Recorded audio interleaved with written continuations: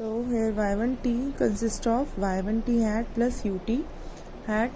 Y1t is the linear combination of the exogenous variable and ut some random variable. अब कहते हैं कि y1t, अब जो y1t hat है और ut है, अब इस इक्वेशन में, आपकी इस इक्वेशन में जो y1t है वो क्या बन गया, इंडिपेंडेंट वेरिएबल, और ut क्या बन गया, आपका एरर टर्म. हम कह रहे हैं इस इक्वेशन में, हम कह रहे हैं ये दोनों वेरिएबल्स आपस में क्या है, अब अनकोरिलेटेड है. बिकॉज अनकोरिलेटेड क्यों है, क्योंकि हमने पहले ही कंसिडर किया कि ये सारी ut है जो वो सभी एजम्पशंस को सेटिस्फाई करता है. OLS की हमने बोला ना यहाँ पर कि यूजुअल OLS रेजिडुअल है, तो इसका मतलब ये सारी एजम्पशन को सेटिस्फाई करता है. विच मीन्स कि ये जो इंडिपेंडेंट वेरिएबल है उसके साथ क्या रहेगा, ये uncorrelated. This means independent variable इस इक्वेशन में क्या है, y1t हैट, तो इसका मतलब ये दोनों आपस में क्या रहेंगे, अनकोरिलेटेड. अब हम कह रहे हैं जो y1t हैट है, सेकेंड स्टेप में क्या होगा, द स्टेज क्या होगी, the over identified money supply equations can now be written as.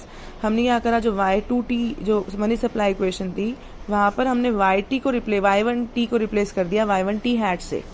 मतलब जो आपकी ये मनी सप्लाई इक्वेशन थी, हमने यहाँ y1t की जगह लिख दिया ये वाली चीज y1t हैट प्लस ut. हम ऐसा क्यों कर रहे हैं, हम रिप्लेस कर रहे हैं y1t जो कोरिलेटेड yt था आपका, उसको हमने रिप्लेस कर दिया किससे, y1t हैट से. जो हो कि ये आपका जो y1t हैट है, this is kind of a proxy, ठीक है, which is uncorrelated with the error term ut. ठीक है, तो अब यहाँ पर हम जब हमने इसको सॉल्व किया, हमने क्या करा कि ये हो गया आपका इंटरसेप्ट टर्म, ये हो गई आपकी इंडिपेंडेंट वेरिएबल के साथ आपका कोफिशिएंट, और ये बाकी बची हुई टर्म आपकी क्या हो गई, एरर टर्म, जिसको हमने डिनोट कर दिया ut स्टार से. ठीक है, now comparing this equation with 20.4.2 which means the initial जो बिल्कुल मनी सप्लाई इक्वेशन थी. अब आपको इसमें दिख रहा है y1 इज रिप्लेस. अब पूरी इक्वेशन लगभग सेम है, बस y1 रिप्लेस हो गया आपका y1 हैट से, और जो आपकी एरर टर्म थी वो भी रिप्लेस हो गई. और ये शो करता है कि जो आपका y1t हैट है, this is uncorrelated with the new stochastic error term. तो विच मीन्स कि ये OLS एजम्पशन को सेटिस्फाई करते हैं, और जो जिसमें, और जो हम कह रहे थे कि वो कोरिलेशन होने की वजह से इनकंसिस्टेंट रिजल्ट्स आ रहे थे. अब हम प्रॉक्सी यूज करने के बाद हमारे जो एस्टिमेट्स आ रहे हैं, दे will be consistent estimates of the parameters of the money supply function. ठीक है, तो हम प्रॉक्सी यूज करने के बाद जो हमारा इंडिपेंडेंट वेरिएबल है, this will be y1t hat, और जो एरर टर्म है वो बन जाएगी ut स्टार, और ये आपस में क्या होंगे, अनकोरिलेटेड, विच शोज दैट की एजम्पशंस हम OLS अप्लाई कर सकते हैं, OLS रिग्रेशन रन कर सकते हैं, और जो रिजल्ट्स आएंगे, एस्टिमेट्स आएंगे, they will be consistent now. So ये आपका हो जाएगा 2SLS मेथड के 2 स्टेप्स जो आपको करने हैं. अब ठीक है, ये आपका हो गया, यहाँ तक आपका है 2SLS मॉडल का सभी की कैसे कैसे हमने इनकंसिस्टेंट एस्टिमेट से कंसिस्टेंट एस्टिमेट लेकर आए हैं 2SLS मेथड का यूज़ करके. अगर आप इसी मॉडल को फिर से फर्दर और सॉल्व करना चाहते हो, तो आपने बस इसमें क्या करा, थोड़ा सा और इसको मॉडिफाई कर दिया कि यहाँ पर अब इन्होंने क्या किया कि वो सेकेंड इक्वेशन में भी एक्सोजीनियस वेरिएबल्स ले लिए x3 और x4. ठीक है, सेम प्रोसीजर रहेगा. अगर आपको करना है तो आप कर सकते हो कि आपने बस पहले से फर्स्ट इक्वेशन में थे सिर्फ x1 x2, अब सेकेंड इक्वेशन में भी क्या ले लिया, x2 x3 और x4. ठीक है, फिर आपने वही चीज़ चेक करनी है कि ओवर आइडेंटिफाइड है, जैसे इस इक्वेशन में हमने आया है, जैसे इस इक्वेशन में जब आपने सॉल्व करोगे तो दोनों ही इक्वेशन क्या आ रही हैं, ओवर आइडेंटिफाइड आ रही है. तो पहले आपको इसको y1t को रिग्रेस करना है सभी वेरिएबल्स पे, फिर y2t को रिग्रेस करना है सभी वेरिएबल्स पे. देखो जैसे इस टाइप से कि y1 को रिग्रेस किया सभी एक्सोजेनियस वेरिएबल्स पे, तो x1 x2 x3 x4. Similarly y2 को रिग्रेस किया सभी एक्सोजेनियस वेरिएबल्स पे, that is x1 2 x2 x3 x4. फिर वही सेकंड स्टेज क्या थी कि हमें जो आपका जो ये y1t है इसको रिप्लेस करना है किससे, जो उसकी प्रॉक्सी है. प्रॉक्सी यहाँ पर क्या हो जाएगा उसका, तो आप ये सॉल्व करोगे तो इसका हम ये कह देंगे कि यहाँ पर जैसे सेम अगर ये स्टेप्स करोगे तो आपको ये वाली चीज़ आ जाएंगी सेम. बस ये वाली चीज़ एक्सटेंशन है, अगर आपको करना है तो आप कर सकते हो, अदरवाइज छोड़ भी सकते हो. ठीक है, नेक्स्ट अब इसको जो आती है फीचर्स 2SLS के फीचर्स, आप यहाँ से भी कर सकते हो और श्यामलाल वाली बुक में से भी कर सकते हो. फीचर्स में क्या है It can be applied to the individual equations in the system without directly taking into account any other equation in the system. इसमें क्या है कि आप इंडिविजुअली एक एक इक्वेशन को यूज़ करके आप इसमें सॉल्व कर सकते हो 2SLS मेथड में.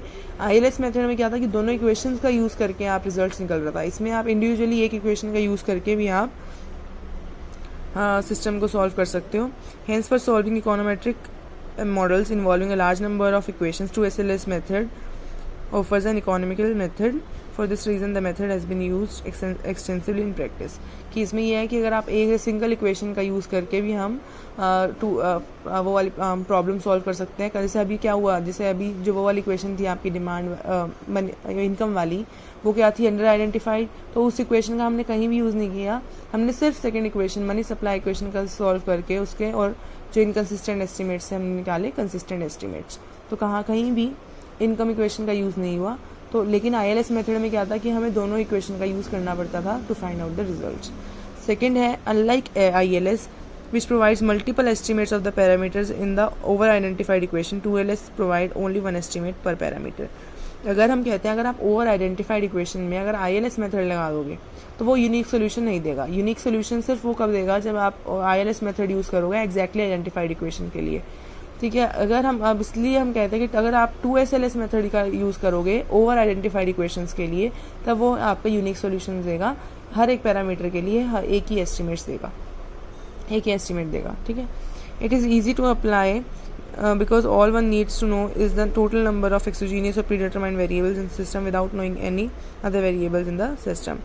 ठीक है. तो इसमें यही है कि आपको ये इजी है अप्लाई करने में, बिकॉज इसमें पहले ही आपको बता दिया जाता है कि कितने एक्सोजीनियस वेरिएबल्स हैं.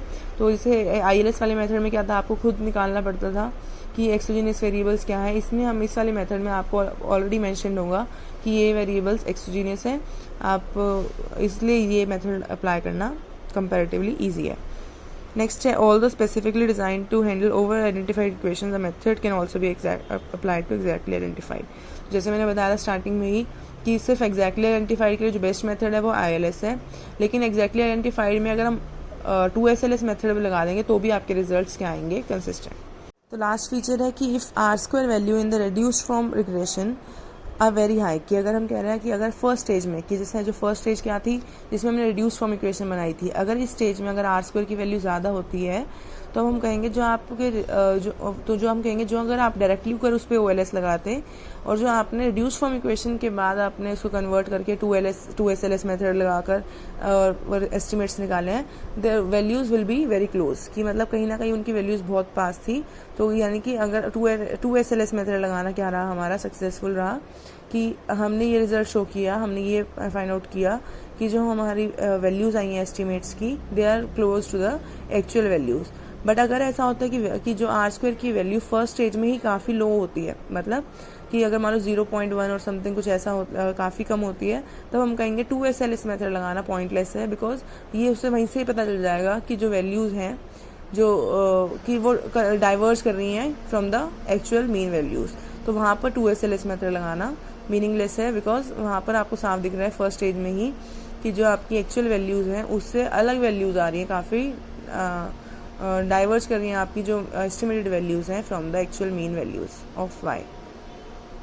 ठीक है. बाकी इसकी एक दो प्रॉपर्टीज़ हम उसमें से भी कर सकते हैं, शामलाल वाली बुक में से भी कर सकते हैं. शामलाल वाली बुक में 2SLS मेथड की जो प्रॉपर्टीज़ हैं, आपके सिलेबस में सिर्फ 2SLS है, जैसे ये वाली आप यहाँ से assumptions और प्रॉपर्टीज़ कर सकते हो. पहले प्रॉपर्टीज़ ही देख लो. assumptions में क्या हो जाएगा इसका, वही the 2LS method involves the application of the classical E² of to the two types of function, to the reduced form equation and to the transform structural functions. देखो जो फर्स्ट हमने स्टेज बनाई थी कि रिड्यूस फॉर्म इक्वेशन वाली, फिर हमने बनाया था कि प्रॉक्सी यूज़ किया था. तो प्रॉक्सी जहाँ यूज़ करते हैं उसको हम बोलते हैं ट्रांसफॉर्म स्ट्रक्चरल फॉर्म, क्योंकि हमने क्या करा, ओरिजिनल मॉडल में सिर्फ हमने जो एक्सोजीनियस वो जो हमारा इंडिपेंडेंट वेरिएबल था उसको हमने रिप्लेस कर दिया था किससे, उसके प्रॉक्सी से. तो हमने ट्रांसफॉर्म किया था स्ट्रक्चरल मॉडल को. और हमने फर्स्ट स्टेज में क्या बनाया था, जब रिग्रेस किया था हमने अपने YT को on the all the exogenous variables, तो वो आपकी क्या थी, रिड्यूस फॉर्म. तो आपके दो टाइप से यूज हो, reduce form equation and second is transform structural functions. The transform consisting of replacement of endogenous variable by the estimated value, जिसको हम प्रॉक्सी बोल रहे हैं कि हमने जो इस ट्रांसफॉर्मेशन में क्या किया था, हमने जो आपका इंडिपेंडेंट वेरिएबल था उसको हमने रिप्लेस किया विद इट्स प्रॉक्सी और विद इट्स एस्टिमेटेड वैल्यूज, ठीक है, from the reduce from equations. अब इसके assumptions क्या क्या हो जाएंगी, the random variable u of the original structural equations में सेटिस्फाई यूजुअल स्टोकास्टिक assumptions, कि हमने बोला कि जो आपका रैंडम वेरिएबल है ओरिजिनल स्ट्रक्चरल इक्वेशंस का वो सभी assumptions को सेटिस्फाई करे। The error term of the reduce from equation must satisfy the stochastic assumptions, reduce from equation का एरर टर्म भी सभी assumptions को सेटिस्फाई करे। The specification of the model is to be correct so far as the exogenous variables are concern, कि जब तक हम कह रहे हैं कि आपको एक्सोजीनियस वेरिएबल्स यहाँ पर ऑलरेडी गिवन होंगे तो उसका स्पेसिफिकेशन बायस यहाँ आपकी प्रॉब्लम यहाँ पर नहीं आएगी, बिकॉज यहाँ पर ऑलरेडी मेंशन है कि एक्सोजीनियस वेरिएबल्स कौन से हैं और एंडोजीनियस वेरिएबल्स कौन से हैं। नेक्स्ट है आपका the sample must be large and the number of observation is greater than the number of pre determined variables in the structural model, कि हम कह रहे हैं कि जो आपका sample size that should be large और जो आपके number of observation that should be greater than the number of pre determined, यानी कि एक्सोजीनियस वेरिएबल से आपका जो नंबर ऑफ ऑब्जर्वेशन है वो ज़्यादा होनी चाहिए। The explanatory variables are not perfectly multicollinear, जो आपके एक्सप्लेनेटरी वेरिएबल्स हैं मीन्स इंडिपेंडेंट वेरिएबल्स हैं इस मॉडल के हिसाब से 2SLS मेथड आप तभी लगाओगे जब वो क्या होंगे, मल्टीकोलिनियर होंगे। मतलब आर नॉट मल्टीकोलिनियर, तो हम कहेंगे इसमें भी अगर मल्टीकोलिनियर हुए तो आपकी इसके मल्टीकोलिनियरिटी की प्रॉब्लम आ जाएगी, तो they should not be perfectly multicollinear, ठीक है। अब प्रॉपर्टीज़ हैं आपकी 2SLS मेथड की, from small sample the estimates are biased. देखो हमने जैसे सेकेंड एजम्पशन में बोला ना तो सैंपल शुड बी लार्ज, तो यही कह रहे हैं कि अगर आपका स्मॉल सैंपल्स हुए तो एस्टिमेट्स क्या होंगे, बायस्ड होंगे। In large samples the bias tends to 0, large samples होना चाहिए इसका मतलब। नेक्स्ट है 2SLS method provides only one estimate per parameter, जैसे ये ऑलरेडी हो चुका है आपका, गुजराती में से किया हमने। नेक्स्ट है 2SLS मेथड कैन ऑल्सो भी अप्लाई टू एग्जैक्ट, ये भी चीज़ हो चुकी है। The method 2SLS give consistent estimate under condition in which OLS method fails, कि जहाँ पर OLS मेथड फेल हो जाता है वहाँ पर 2SLS मेथड आपकी कंसिस्टेंट रिजल्ट्स देता है। नेक्स्ट है आपका the method of 2SLS requires a large number of observation, specially the model includes many predetermined variables, कि लार्ज नंबर ऑफ ऑब्जर्वेशन होना चाहिए और प्रीडिटरमाइंड वेरिएबल्स भी होते हैं इसमें। नेक्स्ट है 2SLS method is fairly simple in conception and competition, comparatively ज़्यादा सिंपल है और कैलकुलेशन वाइज भी और कंसेप्शन वाइज भी। 2SLS एस्टिमेटेड एसिम्प्टोटिकली एफिशिएंट, तो जो 2SLS मेथड है वो उसमें जो एस्टिमेट्स निकलते हैं they are comparatively more efficient.